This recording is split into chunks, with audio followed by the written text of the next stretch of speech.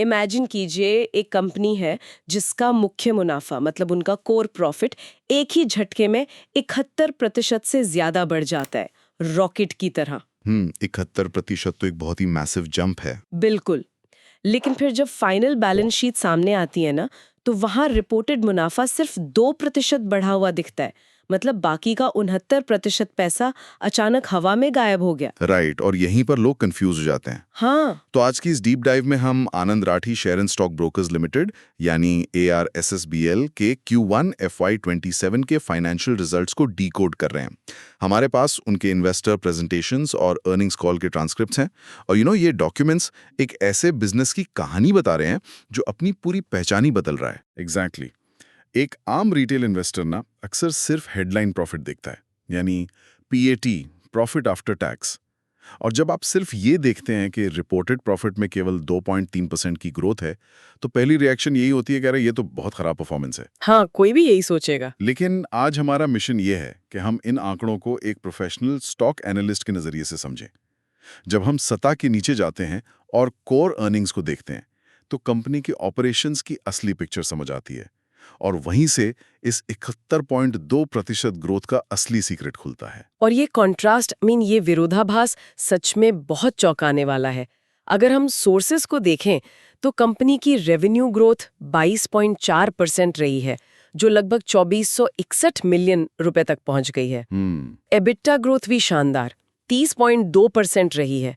मतलब बिजनेस बढ़ रहा है, मार्जिन भी बढ़ रहा है, लेकिन फिर भी रिपोर्टेड प्रॉफिट का ना बढ़ना ये थोड़ा अजीब लगता है। बिल्कुल अजीब लगता है। ये तो कुछ ऐसा हुआ ना कि मान लीजिए एक बहुत ही शानदार रेस्टोरेंट है, उनका सबसे ज्यादा कमाई वाला महीना चल रहा है, लेकिन अचानक किचन की कोई बहुत बड़ी पाइपलाइन फट जाए। हाँ, और सारा प्रॉफिट मरम्मत में चला जाए। एग्जैक्टली। उस एक बार की मरम्मत में उस महीने का सारा एक्स्ट्रा प्रॉफिट चला गया।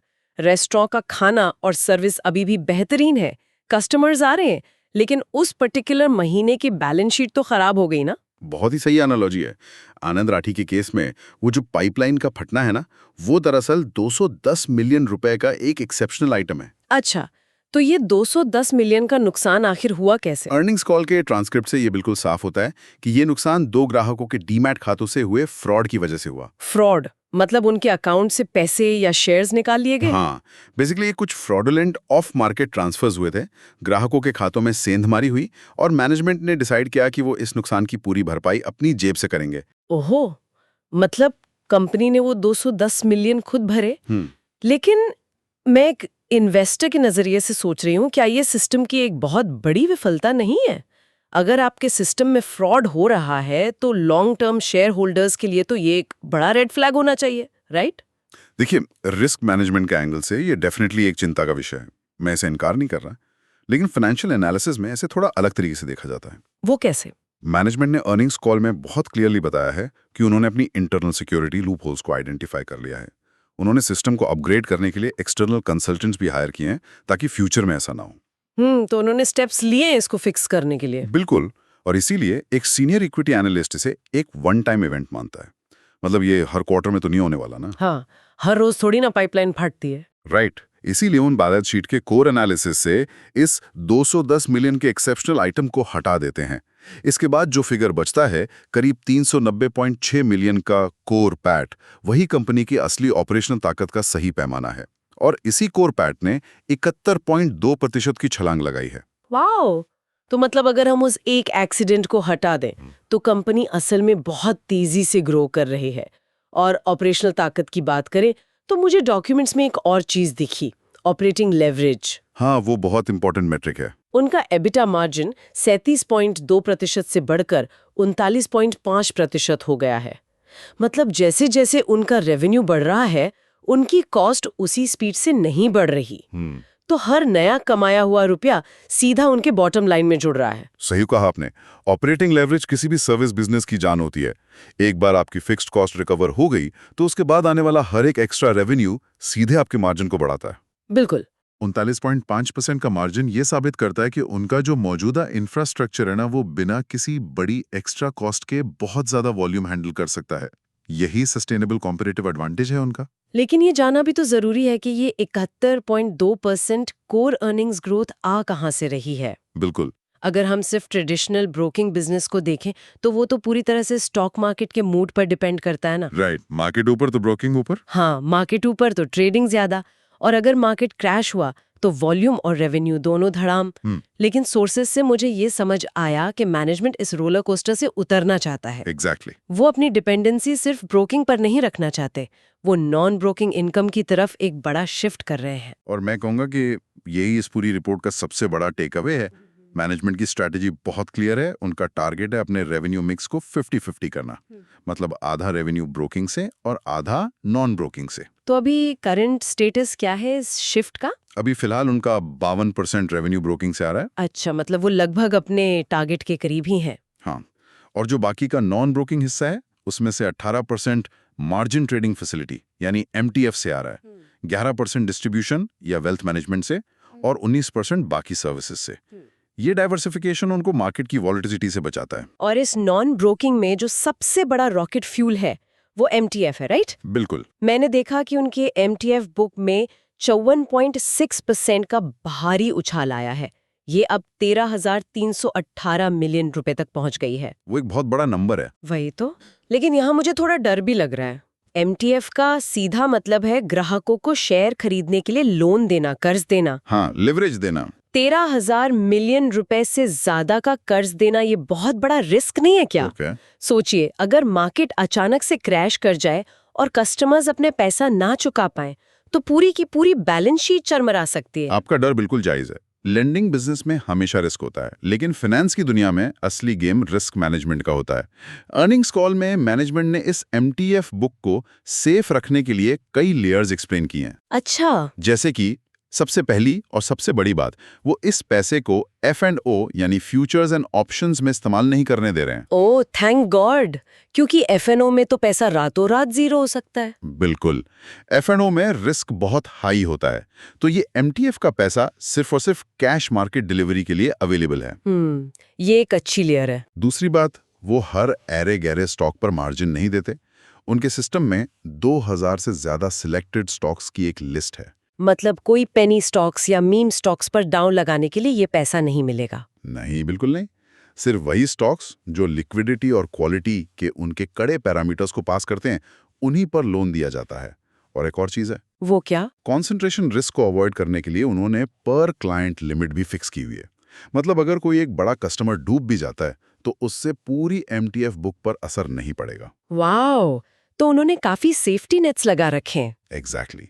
और इस पूरी सेफ प्रोसेस का रिजल्ट ये है कि उन्हें इस MTF बुक पर लगभग 14% की यील्ड मिल रही है। 14%? हाँ, 14% का ये जो सेफ और स्टेबल रिटर्न है ना, ये फ्यूचर रेवेन्यू एक्सपेंशन का सबसे बड़ा इंजन बन गया है। अब अगर कोई 14% के इंटरेस्ट रेट पर लगातार लोन ले रहा है, तो मैं सोच रही थी कि ये लोन ले कौन रहा है? ये एक बहुत इंटरेस्टिंग सवाल है। हाँ, क्योंकि अगर ये 13,000 मिलियन का लोन सिर्फ कॉलेज जाने वाले यंगस्टर्स या डे ट्रेडर्स को दिया जा रहा है तो वो बहुत अलार्मिंग है।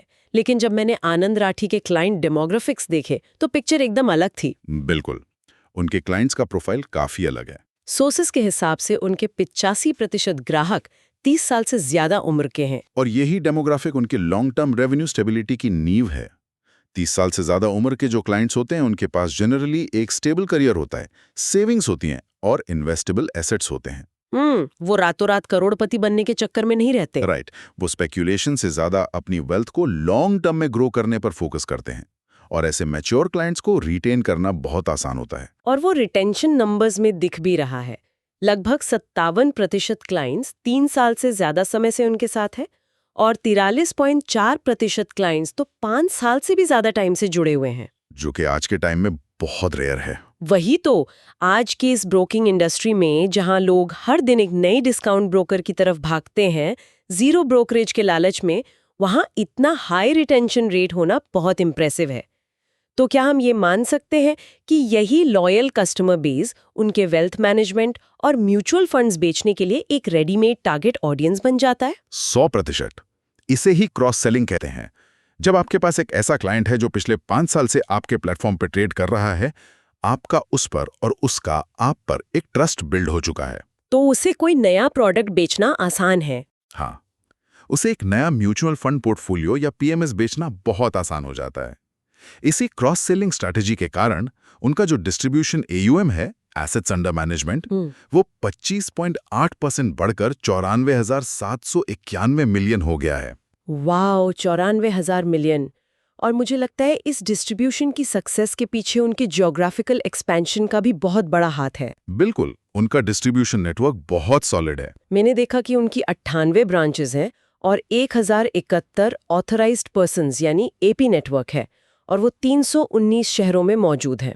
लेकिन जो डेटा पॉइंट मुझे सबसे ज़्यादा इम्प्रेसिव लगा वो ये है कि उनके 70% से ज़्यादा एक्टिव क्लाइंट्स Tier 2 और Tier 3 शहरों से आते हैं। ये बहुत क्रूशियल पॉइंट है। मतलब आज जहां हर डिस्काउंट ब्रोकर मेट्रो सिटीज में लड़ रहा है, ये Tier 2 और Tier 3 में इतना हेवी इन्वेस्टमेंट क्यों कर रहे हैं? देखिए, Tier 2 और Tier 3 शहरों में ना ये जो ऑथराइज्ड पर्सन या AP मॉडल है, ये गेम चेंजर होता है। मेट्रो सिटीज में लोग टेक सेवी होते हैं, वो एप्स डाउनलोड करके खुद रिसर्च कर लेते हैं। हाँ, उन्हें शायद किसी एडवाइजर की जरूरत नहीं लगती। राइट। लेकिन Tier 2 और Tier 3 शहरों में वेल्थ तो बहुत तेजी से बढ़ रही है, पर अवेयरनेस थोड़ी कम होती है। वहां लोगों को एक पर्सनल फाइनेंशियल एडवाइजर की जरूरत होती है जो उन्हें गाइड कर सके। हाँ, और जो AP होते हैं वो लोकल लोग होते हैं, वो उसी कम्युनिटी का हिस्सा होते हैं। वो क्लाइंट्स के साथ एक पर्सनल रिलेशन और ट्रस्ट बनाते हैं। इसीलिए जब आनंद राठी इन APs के थ्रू सर्विसेज देता है तो क्लाइंट सिर्फ एक ट्रेडिंग अकाउंट नहीं खोलता, वो उनके पूरे वेल्थ मैनेजमेंट इकोसिस्टम का हिस्सा बन जाता है। ये तो डोमेस्टिक मार्केट की बात हो गई, लेकिन सोर्सेस से एक और बहुत बड़ी खबर मिली है। मैनेजमेंट अब सिर्फ इंडिया तक सीमित नहीं रहना चाहता। हाँ, वो ग्लोबल जा रहे हैं। उन्होंने दुबई में एक नया होल ओन सब्सिडियरी या WOS यूनिट सेटअप किया है, लेकिन एज अ प्रोफेशनल मुझे ये स्ट्रैटेजी थोड़ी अजीब लगी। अजीब क्यों? मतलब आज दुनिया का हर बड़ा ग्लोबल बैंक और वेल्थ मैनेजर दुबई में बैठा है, वो सब NRIs के पैसे को टारगेट कर रहे हैं। आनंद राठी तो एक डोमेस्टिक इंडियन प्लेयर है, वो इन ग्लोबल जायंट से कैसे compete करेंगे दुबई में?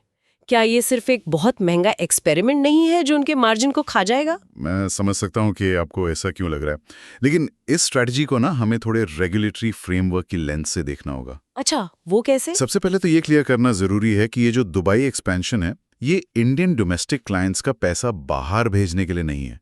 मतलब वो यहाँ के लोगों को US मार्केट में इन्वेस्ट नहीं करवा रहे हैं। क्यों नहीं करवा रहे हैं? आजकल तो बहुत ब्रोकर्स ही सर्विस दे रहे हैं। क्योंकि भारत में LRS लिबरलाइज्ड रेमिटेंस स्कीम के अंडर एक बहुत बड़ी रेस्ट्रिक्शन है। कोई भी इंडियन रेजिडेंट एक फाइनेंशियल ईयर में सिर्फ $2,50,000 ही देश से बाहर भेज सकता है।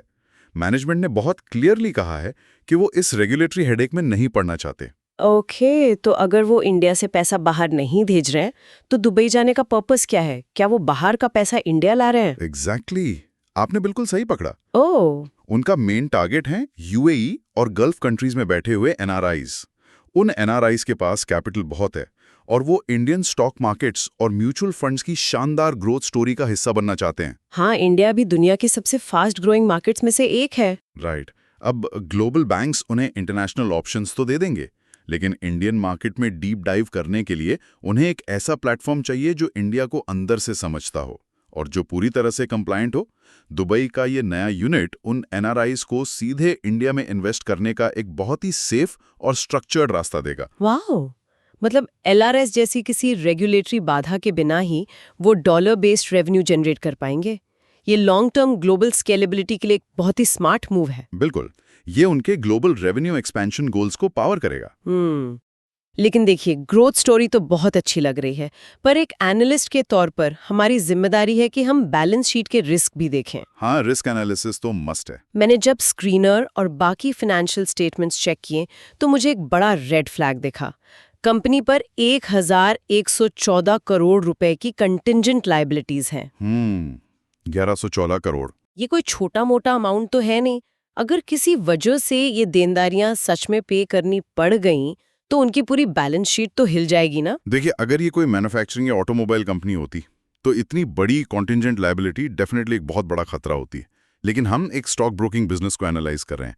यहाँ इंडस्ट्री के डायनामिक्स थोड़े अलग होते हैं। अच्छा, तो ये 1100 करोड़ का रिस्क क्या है? स्टॉक ब्रोकर्स को ना एक्सचेंजेस जैसे NSE और BSE और क्लियरिंग कॉर्पोरेशंस के पास बहुत भारी मात्रा में बैंक गारंटी रखनी पड़ती है। ओहो, मतलब ये वो मार्जिन का पैसा है। हाँ, एक तरह से ये गारंटी इसलिए होती है ताकि क्लाइंट्स के जो ट्रेड्स हैं मार्जिन रिक्वायरमेंट्स हैं और डेली सेटलमेंट्स हैं वो सिक्योर रहें। अब जैसे जैसे बिजनेस का साइज और ट्रेडिंग वॉल्यूम बढ़ता जाता है, एक्सचेंजेस के पास रखी जाने वाली ये बैंक गारंटी भी बढ़ती जाती है। ओके, तो ये कोई डिफॉल्ट किया हुआ बैंक लोन नहीं है? बिल्कुल नहीं, ये बिजनेस के नॉर्मल और सेफ ऑपरेशंस का एक रूटीन पार्ट है। इसे बैलेंस शीट की स्टेबिलिटी के लिए खतरा नहीं माना जाता। अच्छा, तो ये तो सिर्फ बिजनेस ग्रोथ का एक साइड इफेक्ट है।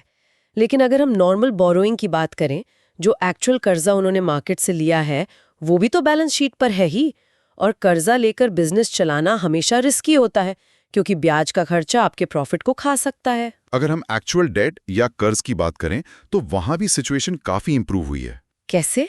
अगर आप उनका डेट इक्विटी रेशियो देखें तो पिछले साल वो 1.93 था, जो कि थोड़ा हाई साइड पर है। हाँ, लेकिन इस साल वो सुधर कर 0.81 हो गया है। वाओ, 1.93 से सीधा 0.81। हाँ, इसका मतलब है कि मैनेजमेंट ने अपनी बैलेंस शीट को बहुत अग्रेसिवली डीलेवरेज किया है, अपना कर्ज कम किया है।